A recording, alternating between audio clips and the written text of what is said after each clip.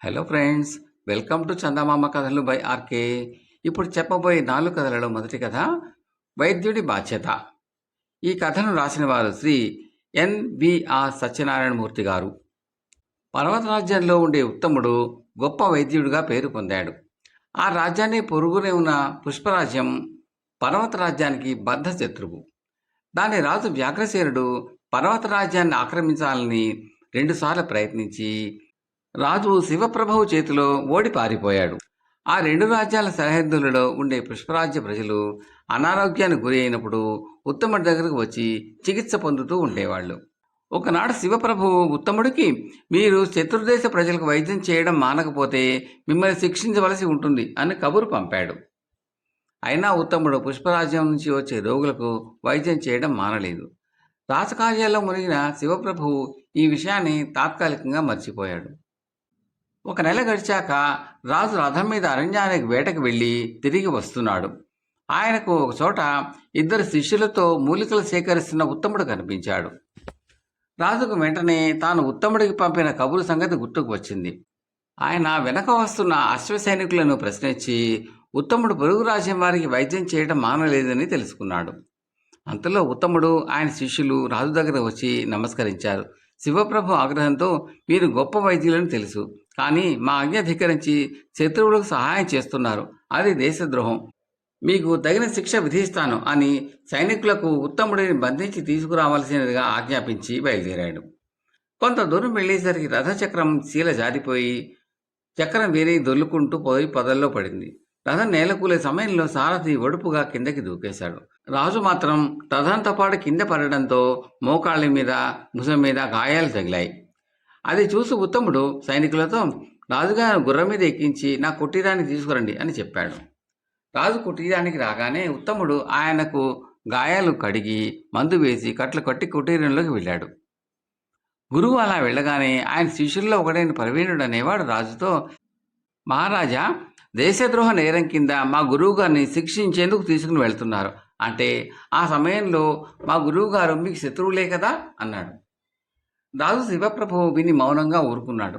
అప్పుడు ప్రవీణుడు, ఆ పరిస్థితులు మా గురువుగారు తమకు వైద్యం చేయకపోతే తమరు ఏమయ్యేవారు? వైద్యుడి బాధ్యత రోగులకు చికిత్స చేసి వాళ్ళ బాధలు నివారించడం, అంతేగాని ఆపదలో ఉన్నవాడు మిత్రుడో శత్రువో తెలుసుకుని చికిత్స చేయాలని ఏ వైద్య శాస్త్రంలోనూ లేదు అన్నాడు. రాజు ఉత్తముడి శిష్యుడు చెప్పిన దానిలోని సత్యాన్ని గ్రహించాడు. ఆయన కుటీరంలో నుంచి బయటికి వచ్చిన ఉత్తముడితో, వైద్యశ్రేష్ఠ, ఎప్పటిలాగే మీరు శత్రువు మిత్రుడు అన్న భేదభావం లేకుండా వైద్య వృత్తి కొనసాగించండి.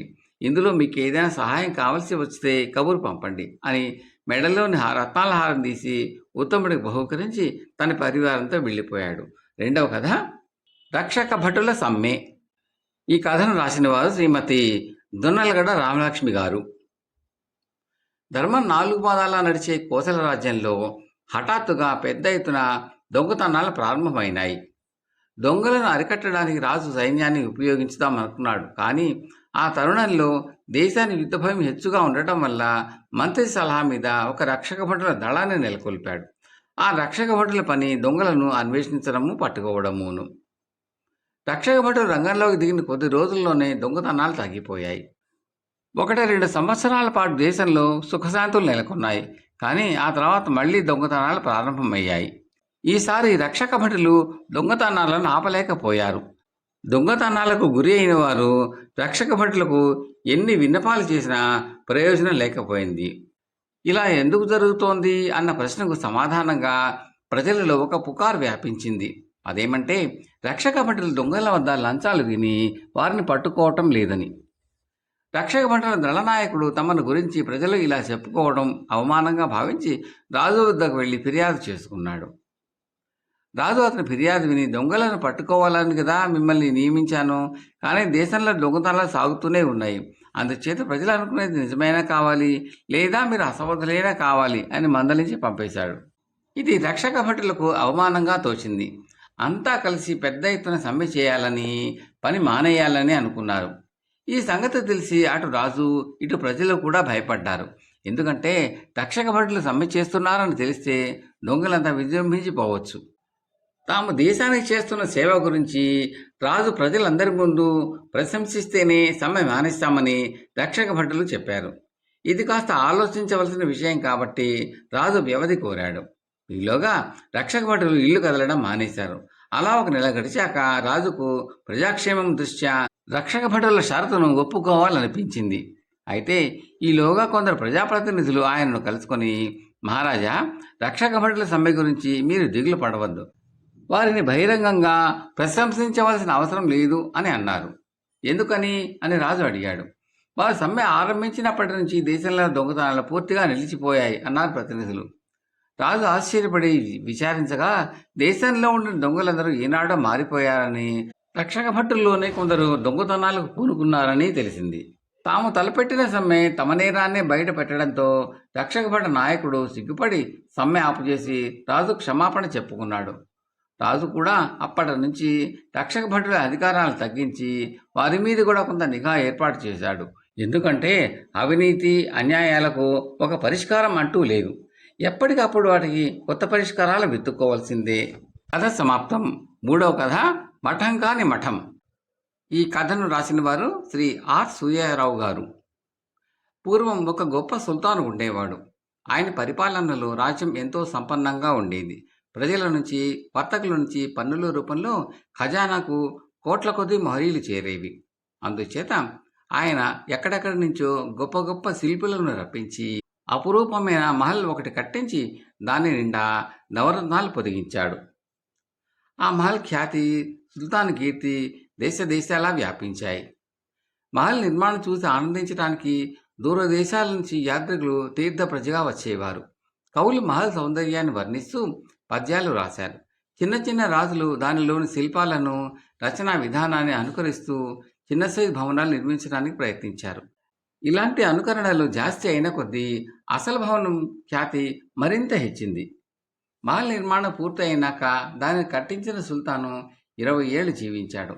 ఆ భవనంలో జీవించిన ప్రతి ఘడి ఆయనకు స్వర్గంలో ఉన్నంత సంతృప్తినిచ్చింది. చివరకు ఆయన ఆఖరి క్షణంలో తన కొడుకును పిలిచి, నాయనా, నా సర్వశక్తులు ధారపోసి ఈ మహలు కట్టించాను. దీని ద్వారానే నా జన్మ సార్థకమైంది. దీనితో నాకెంతో కీర్తి వచ్చింది. నేను నీకు రాజ్యంతో పాటు ఈ మహల్ కూడా ఇచ్చిపోతున్నాను. కానీ నువ్వు మాత్రం రాజ్యం కన్నా కూడా దీన్ని మరింత శ్రద్ధగా చూసుకో. ఈ 20 ఏళ్ల పాటు నేను ఈ మహల్ను అభివృద్ధి చేస్తూనే వచ్చాను. నాతో పాటే దీని అభివృద్ధి ఆగిపోయిందనే మాట రానివ్వకు. నీ శక్తి యావత్తూ వినియోగించి దీన్ని ఇంకా అభివృద్ధి చేసి నాకన్నా కూడా హెచ్చు కీర్తి తెచ్చుకో. అలా అయితే నా ఆత్మ సంతోషిస్తుంది అని చెప్పి ప్రాణాలు వదిలాడు. సుల్తాన్ కొడుకైన కొత్త సుల్తాను తండ్రి చెప్పినట్టే చేశాడు. తండ్రి కట్టించిన మాలు చుట్టూ విస్తృతమైన తోట వేయించాడు. అందులో అక్కడ చలవరాతి తిన్నెలు, మండపాలు, జలాశయాలు నిర్మించి మహల్ పరిసరాలన్నీ ఎంతో మనోహరంగా తయారు చేయించాడు. దీనికంతకు అంతులేని ఖర్చు అయింది. ఈ ఖర్చుతో ఖజానా దాదాపు ఖాళీ అయింది. పాత సుల్తాన్ గారి హయాంలో ఉన్నంత సుభిక్షంగా ఇప్పుడు దేశం లేదు. వర్తకం ఇంకా సాగుతూనే ఉన్నది. కానీ వెనకటి ఓడ వ్యాపారాలు లేవు. వెనకటి కోటీశ్వరులు లేరు. పరిపాలనా విషయాలలో సుల్తాన్కు శ్రద్ధ కూడా అంతగా లేదు. అతని దృష్టి ఎంతసేపు రాజభవన పరిసరాలు అభివృద్ధి చేయటం మీదనే ఉండిపోయింది. రెండవ సుల్తాన్ కూడా 25 ఏళ్ల పాటు పరిపాలించి చనిపోతూ తన కొడుకైన అబ్దుల్లా అనేవాడిని పిలిచి, నాయన, మన దేశం ఒకప్పుడు కవులకు, సూర్యులకు, వాణిజ్యానికి పేరు మోసింది. కవులు, సూర్యులు, వర్తకులు అందరూ పోయారు. కానీ సాటిలేని మహల్ చిరంజీవిగా నిలిచి ఉన్నది. మీ తాత కట్టించిన ఈ మహల్ను నేను ఎంతో అభివృద్ధి పరచాను. నా అనంతరం నువ్వు కూడా దీని అభివృద్ధి కోసం పాటుపడి మన వంశ ప్రతిష్టకు భంగం కలగకుండా చూడాలి అని హెచ్చరించి కన్ను మూశాడు. సుల్తాన్ అబ్దుల్లా గద్దె ఎక్కినాటికి ఖజానాలో చిల్లి గవ్వలేదు. డబ్బు లేకుండా మహలును భరించడమే సాధ్యం కాదు. ఇక అభివృద్ధి మాట అడిగేదేమిటి? అందుచేత అబ్దుల్లా తన వజీర్ల సలహాతో కొత్త కొత్త పన్నులు ప్రజల మీద విధించసాగాడు.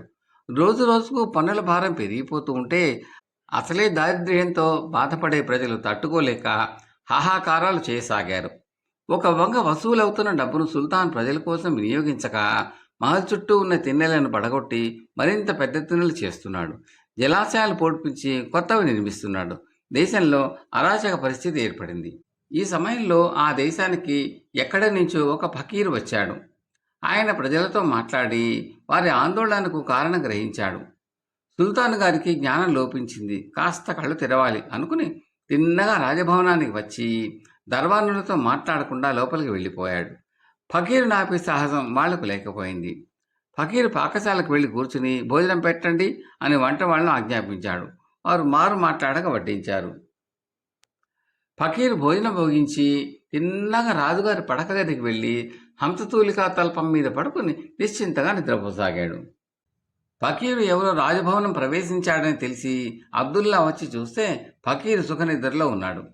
అతను ఫకీరును నిద్రలేచిందాకా వేచి ఉండి, ఫకీర్ల కోసం మంచి మఠం ఏర్పాటు చేశామే, అక్కడికి వెళ్ళకపోయారా అని అడిగాడు.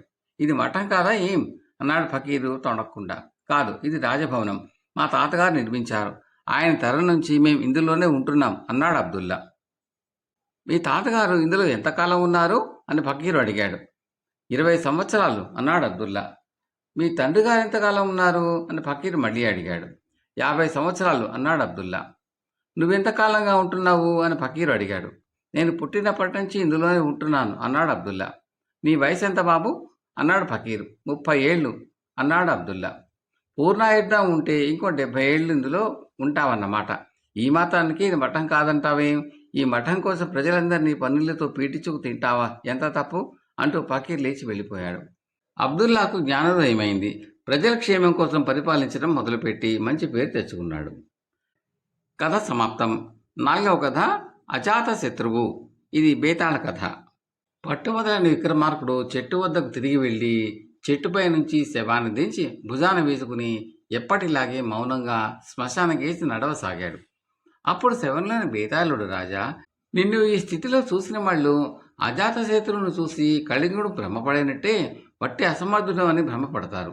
శ్రమ తెలియకుండా ఉండగలందుకు నీకు అజాతశత్రువు కథ చెప్తాను విను అంటూ ఇలా చెప్పసాగాడు. పూర్వం తూర్పు చాళుక్య రాజులలో ఒక రాజు ఉండేవాడు. ఆయన చాలా శాంత స్వభావుడు. ఆగ్రహం అన్నది ఆయనకు ఏ కోసానా ఉండేది కాదు. దయాగుణం మటుకు అనుక్షణము కనిపించేది. నేరస్తులను దండించడం రాజుకు నిత్య కృత్యాలలో ఒకటి. అయినప్పుడు కూడా ఆయన ఎవరికి ఎన్నడూ నేరానికి మించిన శిక్ష ఇచ్చి ఎరగడు. అందుచేత ఆయన శిక్ష పొందిన వాళ్ళు కూడా ఆయన దయాగుణాన్ని ఎంతో మెచ్చుకునేవారు. ఇలాంటి గుణాలు కలవాడు కావటం చేతనే ఆయనకు అజాతశత్రువు అనే బిరుదు ఏర్పడి క్రమంగా అదే ఆయన పేరుగా మారిపోయింది. అజాతశత్రువు పాలించే రాజ్యాన్ని ఆనుకుని కళింగ రాజ్యం ఉండేది. కళింగుడు స్వతహాగా దుర్మార్గుడు, అసూయాపరుడు, అహంకారి కూడాను. అతని పాలన కూడా అస్తవ్యస్తంగా ఉండేది. కళింగ రాజ్యంలో బతకలేని పండితులు, విద్వాంసులు అజాతశత్రువును ఆశ్రయించి సుఖంగా జీవించటమే కాక ఖ్యాతి, ప్రతిష్ట సంపాదించుకున్నారు. చిన్న చిన్న వృత్తుల వాళ్ళు కూడా కళింగ నుంచి వలస వచ్చి అజాతశత్రువు రాజ్యంలో హాయిగా స్థిరపడిపోయారు. ఇదంతా కళింగుడు సహించలేకపోయాడు. అజాతశత్రువును అందరూ వేణోళ్ల పొగడుతూ ఉండడం కూడా కళింగుడికి చాలా బాధ కలిగించింది. కళింగానికి సరిహద్దులో ఉన్న అజాతశత్రువు రాజ్యంలోని గ్రామాలపై కళింగుడి భటులు అప్పుడప్పుడు దాడులు చేసి ప్రజల చేత సావు దెబ్బలు తిని వస్తూ ఉండేవాళ్ళు. ప్రజలకు దొరికిపోయిన వాళ్ళు కూడా అట్టే శిక్ష పొందకుండా తిరిగి వచ్చేసేవాళ్ళు. పాలకుడుగా ఎంత కీర్తి తెచ్చుకున్నా అజాతశత్రువు యుద్ధంలో తనకు చాలడు అని కళింగుడికి ఒక అభిప్రాయం ఉండేది. ఎందుచేతనంటే అజాతశత్రువు తన పొరుగున ఉన్న ఏ చిన్న రాజ్యాన్ని కూడా కనీసం బెదిరించినట్టు కూడా కనబడలేదు. ఎంతసేపు పరిసర రాజుల మైత్రి మాత్రమే కోరేలాగా కనబడేవాడు. అలాంటి అసమర్థుడిపైన ఆకస్మికంగా దాడి చేసి అతను సైన్యాలను ఆయత్తం చేసేలోపుగా రాజధానిని ఆక్రమించి అజాతశత్రువును హతమార్చి రాజ్యం కాజేయాలని కళింగుడు పథకం వేశాడు. రాయబారాలు, యుద్ధ ప్రయత్నాలు లేకుండా కళింగుడు తన సైన్యంతో సహా యుద్ధానికి వస్తున్నట్టు అజాతశత్రువుకు తెలిసింది. యుద్ధానికి సిద్ధంగా ఉన్న వాళ్ళందరూ బయలుదేరమని అజాతశత్రువు చాటింపు వేయించాడు. ఆ చాటింపు విని 2 గడియల లోపల రాజ్యంలోని పురుషులు అందరూ తమకు దొరికిన ఆయుధాలను చేతపట్టి కళింగుడితో యుద్ధానికి సిద్ధమయ్యారు. కళింగుడి సేన అజాతశత్రువు రాజ్యంలోకి ప్రవేశించి కొద్ది దూరం వెళ్ళేసరికల్లా అజాతశత్రువు సేనలు అన్ని వైపుల నుంచి చుట్టుముట్టాయి. అజాతశత్రువు సైనికులు కళింగుడి సేనలను క్షణంలో ధ్వంసం చేసేశారు. పారిపోయే అవకాశం కూడా లేక కళింగుడు తన శత్రువులకు దొరికిపోయాడు. సైనికులు అతన్ని పెడరెక్కలు బిరిచి కట్టి అజాతశత్రువు వద్దకు తీసుకుపోయారు. అజాతశత్రువు వెంట ఉన్న సర్దార్లు తలా ఒక సలహా ఇచ్చారు. కొందరు కళింగుడికి శిరచ్ఛేదం విధించమన్నారు. అలాంటి నీతిమాలిన వాడికి కళ్ళు పొడవాలి అని మరికొందరన్నారు. చిత్రవధ చేయాలి అని కొందరన్నారు. కళింగుడు వాళ్ళ ఆగ్రహం చూసి వణికిపోయాడు. ఏమీ అవసరం లేదు, అతని కట్లు విప్పి స్వేచ్ఛగా వదిలేయండి అన్నాడు అజాతశత్రువు. సర్దార్లకు ఆ పని చేయటము ఏమాత్రమూ ఇష్టం లేకపోయినా రాజుగారి ఆజ్ఞ కనుక కళింగుణ్ణి విడిచిపుచ్చారు. బేతాళుడు ఈ కథ చెప్పి, రాజా, అజాతశత్రువు తనకున్న ఒకే ఒక శత్రువు అయిన కళింగుణ్ణి చంపేసి శత్రుశేషం లేకుండా చేసుకోవటానికి మారుగా అతన్ని ఎందుకు విడిచిపుచ్చాడు? అజాతశత్రువు అనే తన బిరుదు సార్థకం చేసుకోవటానికా, లేక అలా చేయటం వల్ల కళింగుడు తనకు శాశ్వతంగా మిత్రుడవుతాడనా? ఈ ప్రశ్నలకు సమాధానం తెలిసి కూడా చెప్పకపోయావో నీ తల పగిలిపోతుంది అన్నాడు. దానికి విక్రమార్కుడు, అజాతశత్రువు కళింగుడిని విడిచిపుచ్చటానికి కారణాలు అవేవీ కావు. కళింగుడిని చంపినందువల్ల అజాతశత్రువుకు శత్రువులు లేకుండా పోతారు అన్నది నిజం కాదు. ఎందుకంటే అతని కొడుకులు, మనవాళ్ళు కూడా అజాతశత్రువుకు శాశ్వతంగా శత్రువులు అవుతారు. వాళ్ళు కళింగుడి చావుకు పగ తీర్చుకునేటందుకు సాయశక్తులా ప్రయత్నించి తీరుతారు. అదలా ఉంచి కళింగుడిని విడిచిపెట్టినందువల్ల అజాతశత్రువుకు ఏ విధమైన నష్టమూ లేదు. ఏ రాజైనా పొరుగు రాజ్యం మీదకి యుద్ధానికి వెళితే గెలిచే అవకాశం ఉంది అన్న అంచనాతోనే వెళతాడు. కళింగుడు మరింత జాగ్రత్త పడి చెప్పకుండా యుద్ధానికి వచ్చాడు. అయినా అతనికి ఘోర పరాజయం సంప్రాప్తమైంది. అతని సేన చాలా బాగా నష్టమైంది. అందుచేత కళింగుడు తన జన్మలో ఇలాంటి ప్రయత్నం మరి చేయడు. తన తర్వాత వచ్చేవాళ్లను కూడా అతను వద్దని హెచ్చరించే అవకాశం ఉన్నది. అందుచేతనే అజాతశత్రువు కళింగుడిని విడిచిపుచ్చాడు. అలా చేయటం వల్ల తన పేరు సార్థకమైందని రుజువు చేసుకున్నాడు కూడాను అన్నాడు. రాజుకి ఈ విధంగా మౌనభంగం కలగగానే బేతాళుడు శవంతో సహా మాయమై తిరిగి చెట్టెక్కాడు. కథ సమాప్తం. మీకు ఈ కంటెంట్ నచ్చితే లైక్ చేయండి, బంధుమిత్రులు షేర్ చేయండి, సబ్స్క్రైబ్ చేసి గంట సింబల్లోకి ఆల్ కూడా తప్పనిసరిగా నొక్కండి. ఇలా చేయడం వల్ల నేను పెట్టబోయే తదుపరి వీడియోలన్నీ కూడా మీరు చూసి ఆనందించవచ్చు. ఈ కథలపై మీ అభిప్రాయాలని కామెంట్ రూపంలో తప్పక తెలపండి. చాలామంది చూస్తున్నారు కానీ లైక్ చేయడము, కామెంట్లు పెట్టడము చేయటం లేదని దయచేసి చేయండి. అది మాకు ఎంతో ఎంకరేజింగ్గా ఉంటుందండి. Thank you very much.